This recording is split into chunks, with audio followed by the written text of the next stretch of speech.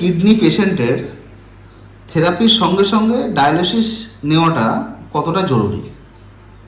Dialysis তো নিতেই হবে। ডায়ালিসিস একটি অত্যাধুনিক চিকিৎসা, আগে ছিল না, এখন ডায়ালিসিস অবশ্যই দরকার আছে। যার কিডনির সমস্যার জন্য বডিতে জল জমে গেছে, মানে 2 লিটার 2.5 লিটার জল জমে গেছে, আমাদের থেরাপির মাধ্যমে তো একদিনে 2 লিটার 2.5 লিটার জল বেরোতে পারে না।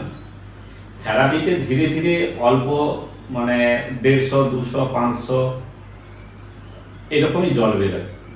তা যদি শ্বাসকষ্ট হয়, পেশেন্টের খেতে পারছে না, ভমিটিং হচ্ছে, তার জন্য অবশ্যই ডায়ালিসিসের প্রয়োজন আছে। আধুনিক চিকিৎসা ছেড়ে দিয়ে তো কিছু হতে পারে না, অতএব ডায়ালিসিসের প্রয়োজন আছে এবং ডায়ালিসিস চলতে চলতে যাতে ধীরে ধীরে বেরোতে পারে, যার জন্য থেরাপিটা নিতে হয়। এইভাবে পেশেন্ট সুস্থ হয়। এটা শুধু ডায়ালিসিসে সুস্থ হয়ে যাবে সেটা নয়, শুধু থেরাপিতে সুস্থ হয়ে যাবে সেটা নয়।